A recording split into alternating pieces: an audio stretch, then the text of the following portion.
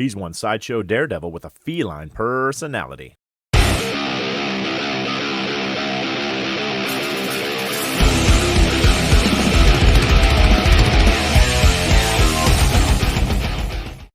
What's up, horror freaks? Welcome back to the Emporium of Dread. I'm your undead horror guide, Boney Stiff.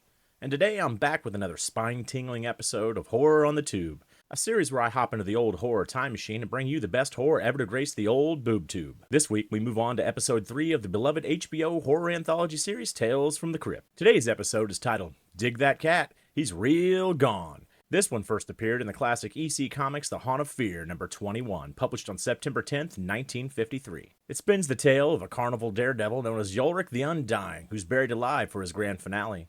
Through a series of flashbacks, he tells the viewers how he was formerly a homeless vagrant who had undergone a doctor's experiment in order to transfer a cat's gland into his brain, giving him its 9 lives. However, during his final stunt, he suddenly remembers that he may have miscounted how many lives he has left. The episode stars Joe Pantoliano as the incredible Ulric the Undying, a man blessed with the 9 lives of a cat. Alongside Pantoliano, we have the incredible Robert Wu, who plays the flamboyant sideshow ringmaster Barker.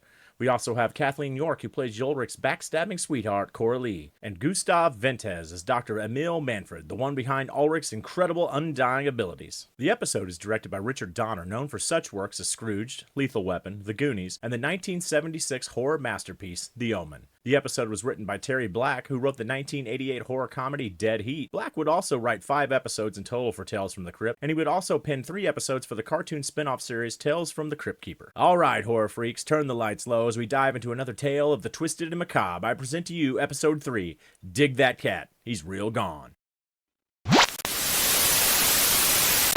We open up with a scene that looks just like another ordinary Saturday afternoon at Walmart.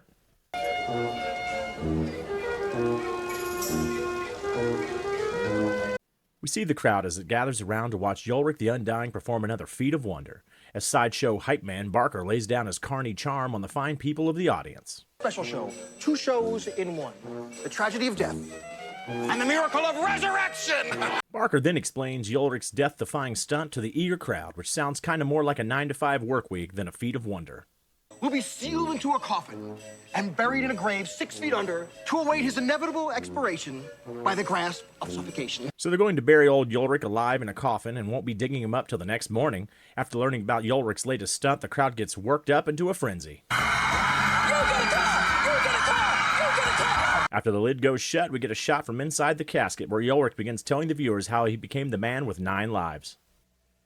I remember the day it all began. We then cut to a back alley where this creepy guy who looks eerily similar to Peter Weller from RoboCop, who's lurking around with a handful of money looking to do a little experimenting with some poor drunken homeless person. Yes, my friend. We then cut to a third-rate lab where we learn our RoboCop doppelganger is Dr. Emil Manfred, and he's not looking to do some hobo human trafficking after all. It turns out the good doctor is just looking for someone willing to let him implant a gland from a cat's brain into their own. It's a simple matter, really. Removing a gland from a common cat and surgically grafting it into your brain. He claims it will give the recipient the 9 lives of a cat. To be honest, I think the human trafficking sounds like a better deal. After some quick convincing, Ulric agrees with the doctor's crazy procedure, because, you know, why the fuck not? If this don't work, if it doesn't work, you have no complaint. So Ulric wakes up after the surgery with a hangover from hell, and the good old doc goes all John Wick on our hobo, testing out his handiwork. This ought to kill you. So after seeing the experiment works, he pays Ulric the money and tells him he's only got 8 lives left. And you can still die 8 more times. The doc then asks him for one more favor. No. What else do you want to do to me? No, not that. He persuades Ulric into taking their little 9 lives experiment on the road so they can both score a big payday.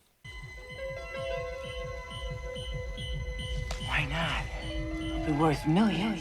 The doc convinces Ringmaster Barker into giving them a spot on his sideshow attraction, telling them all about Ulric and his undying act. He dies? Yes. Okay, Strangelove, I'll give it a shot. We then cut to Ulric's big premiere night where we see Barker looking like Charlie Chaplin had a baby with a zebra. Any mere mortal.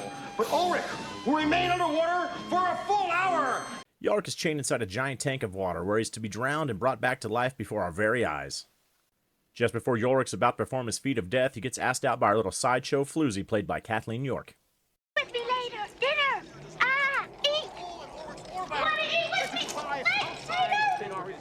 After the tank is filled with water, our hobo daredevil drowns and spends the next hour doing his best Luke Skywalker impersonation.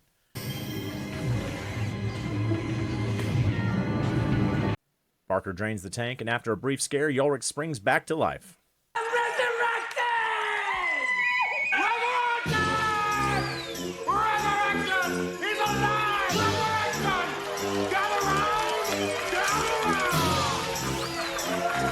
We then see Ulric and Doc Manfred counting up the money before Ulric takes his new carny babe, Carly, out for a night on the town. We then cut to Ulric's next death-defying stunt, doing his best to look like David Carradine in The Long Riders. Aww. After surviving another death-cheating performance, the crowd goes wild and the money comes rolling in.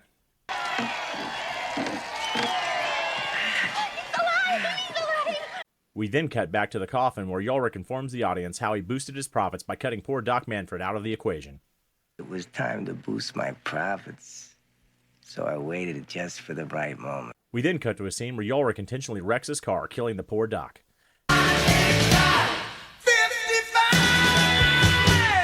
Now with the Doc out of the way, Ulric is free to keep all the profits to himself. We then cut to Ulric's next feat of the bazaar as he's electrocuted to death with the help of a special guest from the crowd.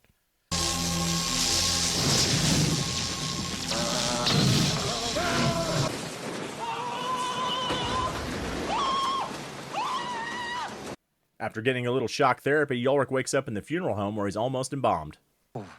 That one was too close for comfort. I mean, if this guy embalms me, I don't know if I can come back. And even if I can, We then cut to Ulric's next show where the audience is given a chance to shoot Ulric with a crossbow for the mere price of $1,000. That'll be $1,000, please.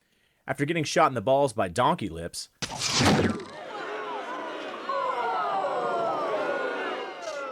our next member of the crowd, who just happens to be a former State Fair archery champ, gives Ulric a killing blow right through the glory hole. After his last close call, Carly bribes the cops with a stack of cash to help move the body. Holy shit. This is more money than I make in a year. We then cut back to Ulric's trailer where we see them counting the money from his glory hole act. Our little sideshow sweetheart Carly double-crosses Ulric by stabbing him in the back and taking the money and going on the lam.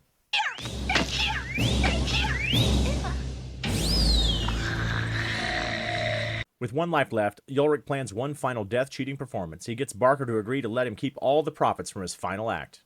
We then jump back to the present where we see Ulric being buried alive. Just come lower him down.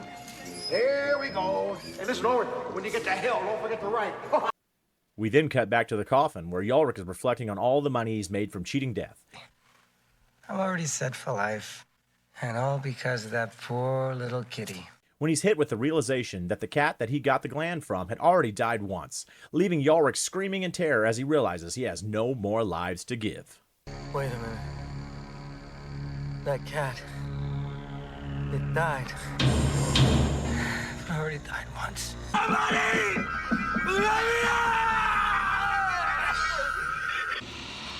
Alas, poor Ulric.